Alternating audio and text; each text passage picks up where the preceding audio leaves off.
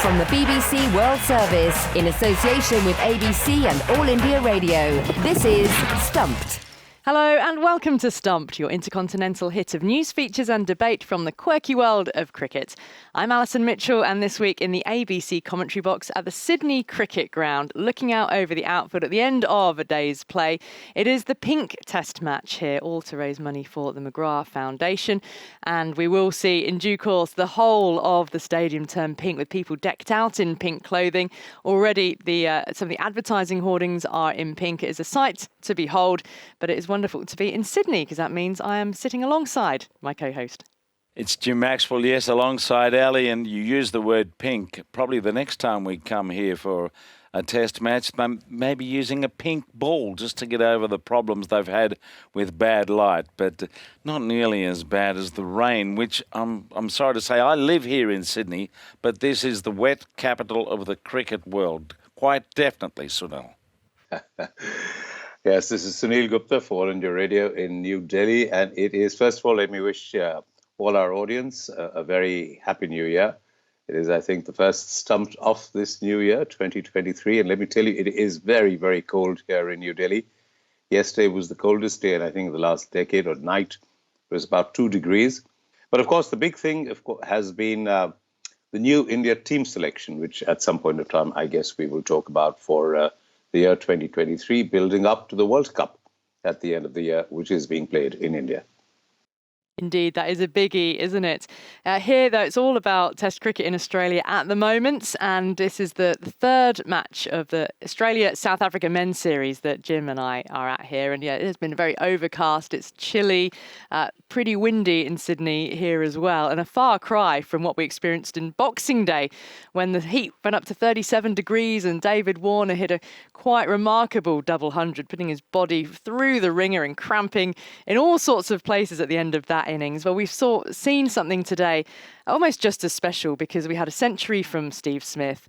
We had an almost double 100 from Usman Khawaja, who was just beaten by the drizzle Jim at the last moment, and players left the field with Khawaja left on 195 not out, a career best from him on this ground. But it's just been another day of Australian dominance, 4 for 475 at the end of day 2 in their first innings. South African bowlers have just had no answers, and it's continued in that vein.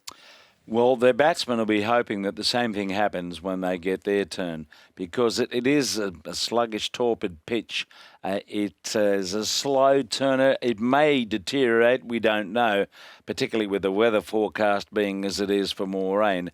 But, South Africa have just lost a little bit of oomph, if they ever had some in this series. And the strange thing is that it's been with the ball that they've looked more competitive, yet on this surface against this batting, I think it needs to be said, this is high-quality batting, not much is going right. But they've just struggled not only to get wickets, they haven't created chances. And I think that says a fair bit about where they are beyond Nortje, who's been outstanding. Rabada looks as though he's had enough of his batsmen not staying long enough at the crease for the last few test matches, and he's a bit hit and miss. And the spinners, well, they don't look very skillful on a surface like this with predictable bounce against outstanding batting. So all in all, it's been pretty dire. And worse for every team in Australia this summer is the fact that they've all lost the toss. Pat Cummins has won 5 in a row. And he hasn't had to call once. The luck has certainly been with him. And we must talk about Steve Smith, Jim, because in the course of his latest Test 100, he's now got 30 to his name. So of all the talk of best since Bradman, he has now passed the great Sir Donald Bradman for the number of Test centuries to his name. And I think he's got to 30 faster than anyone else. And it's interesting as we contemplate Australia's progress from here through India and then the Ashes, and to think about how many of the top line players, certainly batsmen in this team, will be playing Test cricket again in Australia next summer. Because you just think that players like Warner, maybe even Smith in another year or two, Khawaja's 36 also, will they still be around? So there's a sense of a little bit of a last hurrah here for some great Australian players, but it's been worth watching. And Smith, again, taking toll of the South African attack, working out a method, and certainly the pull shot, the sweep shot came to the fore. And I think he was a bit disappointed, as he often is, that he got out when he was just ready to go Burko. And that role was taken over by Travis Head, who's scoring at about strike rate of 92 in this series. He made 70 off 58 balls. So there's a lot of quality about the Australian batting. It'll be very interesting to see how much more it's tested. You would imagine a lot when it goes to India. But at the moment, they're riding high, as their ranking tells you. Well, next on Stump, some very concerning news came out of India on the 30th of December when we all heard that Rishabh Pant had been injured in a car crash. Well, he's since been airlifted to hospital to undergo surgery for ligament tears. Now, the pictures that we saw of the car, Sunil, a complete wreck and a burnout and lots of fear and worries over Rishabh Pant and his condition. So first of all, what is the latest word, and really what has the reaction been in India to what's happened? Well, I think first of all, it was front page news. It was headline news on television and online everywhere. We saw pictures of that car as well. It was a wreck. But I can tell you it is providential. I mean, that is the only word that I can use. That type of crash that he had so early in the morning, 5:30 or something it was, on a cold and foggy morning in the north of India, Dehradun. Anything could have happened, and he is very, very lucky to be alive. Insofar as him coming back into the team, I don't think anybody's thinking about that right now, least of all him and his family. And of course, he has gone down to Bombay, as you know, or Mumbai, he's been airlifted there by the BCCI for further care in a specialized hospital. Well, thankfully that he has survived it, because cricket's had too much tragedy over the course of the last 12 months, that's for sure. So we wish Rishabh Pant all the best in his recovery. Meanwhile, Sunil, on the horizon, of course, before the men's IPL, there will be the first ever women's IPL in India in 2023. Now, the BCCI have invited bids for the right to own and operate these teams. So the big commercial venture underway. What's the expectation, do you think, around what these bids and who might be attracted by owning one of these teams? I think there are going to be quite a few of the corporate houses that are going to be there. If they're looking after teams in South Africa and the UAE and so on and so forth, you will definitely find the big industrialists there. There is absolutely no question. You must have seen when the Australia women's team was here for this series of T20 matches. All of them were played in Mumbai. There were full houses, and 25 to 40,000 people. Yeah, I mean, that tells you something about the popularity of women's cricket. It's grown. It's been given a lot of space, both in the newspapers and on television. You have people like Smriti Mandana, and you have, of course, Mithali Raj, all of them, Harmanpreet Kaur. They're all capturing people's imagination now.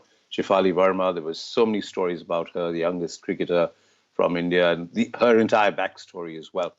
So I don't think there's going to be a lack of competition. In fact, I think there's going to be a lot of competition, and it's about time. And I confidently expect that the WIPL is well on its way to, if not reaching where the IPL has reached, because remember, the IPL started in 2007, but inevitably it will grow from where it is today. It's the unlocking of a huge amount of potential. Very exciting. Talking about the IPL just before Christmas was the IPL mini auction, and it was fascinating to watch that unfold, because almost a third of the total money spent was actually on the 8 English players, which has not always been the case when it comes to the Indian Premier League. But Sam Curran became the most expensive player in history and was bought by Punjab Kings for $2.3 million. And then there was Harry Brook, who has gone from being a known T20 cricketer to catapulting into the Test side and then peeling off 100 after 100 in the recent series against Pakistan. So that was timely. And his first IPL deal will see him earn just over $1.6 million with Sunrisers Hyderabad, the most ever paid by a specialist batter at a mini auction. I mean, Jim, is this the value of the sort of Stokes-McCullum Test era, that someone can perform in the test team and then be picked up like this? Of course, he has got, T20 credentials, but he's only very young. Well, it's very exciting for him, obviously, and for Harry Brook, I suppose it's just as exciting for Cameron Green. Yes. Picked up for a massive amount of money. And I guess the question is, how do these players fit it into their schedule without it mucking up their international performances in the Ashes?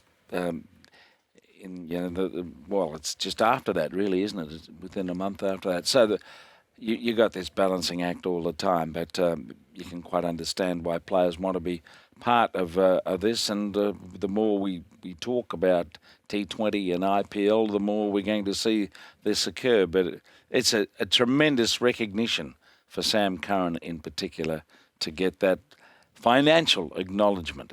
It's just huge. Well, next on Stumped, we know that women's cricket is only getting bigger and bigger. High profile for elite players, more and more tournaments popping up all over the world, and at grassroots as well, more and more clubs taking on more and more women's sections. But often, when women go searching for a cricket bat, they'll find that their options are much more limited than their male counterparts. And we have found a woman in Victoria, Australia, who is looking to change that. Now, Claire Johnston played cricket from the age of 14, but is now an accredited cricket bat maker. And she joins us on Stump to tell us all about it. Claire, a very warm welcome to you. First of all, it's just very unusual to find a woman making cricket bats. We've featured bat makers on Stump before, but never a woman. So tell us where your love of cricket comes from and how you got started. Thank you. I was very surprised that there weren't any other female cricket bat makers. I thought there might be at least one, whether in India or in England. I was very surprised. My love of cricket came actually from my father. So he used to take me to all the test matches. And then getting into cricket bat making, it was when I was young, when I was actually playing cricket, the sports store in the local town that I lived in, Ian Callan, he was the sports store owner there, and he used to play for Australia and Victoria, and he used to get some English players coming out to work with him, so I suppose they'd get some bit of money while they were staying over in Australia. And he used to get them to train me. I was wanting to learn how to wicket keep, and so he would send them off and teach me how to wicket keep. So that was really fantastic. And then many years later, Ian put a call out. He was a bat maker himself and was also growing the cricket bat willow up in the country in Hillsville in Victoria. And he wanted to pass on the tradition and wanted to sort of really set up a cricket kind of network across Australia so that there were cricket bat makers that would actually support their local clubs and communities for bat making and also for doing repairs and stuff like that.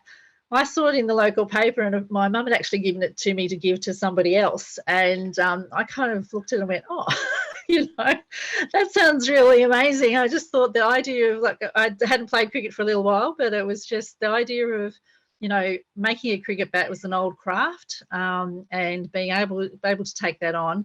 And Ian sort of did say to me, he thought that I probably would be the first female cricket bat maker, and that kind of appealed to me as well. So sort of challenging sort of the norm, which was really fantastic. So I took it on and did the course. And I was going to say, did you have any woodwork skills beforehand?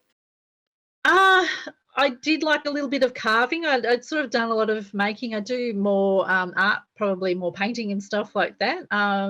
I do work in horticulture, so I had an appreciation of trees. So that's probably one thing I had. But no, not a great deal of using like planes and sort of the tools that I do now. So yeah, I was up for the challenge.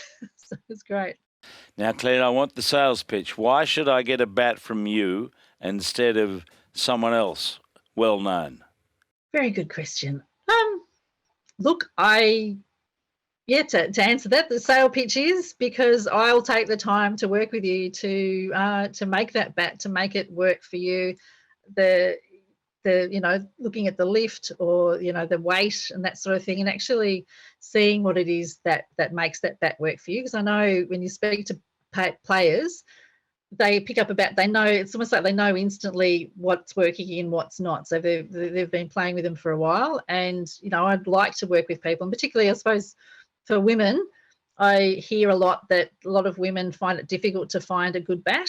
And so actually to think about what it is that might improve that, the bat for them, and to make it an enjoyable experience. But I'm a nice person, I think it'd be lovely to I'm sure. I'll look after you. So what to you is the difference between a men's and a women's bat?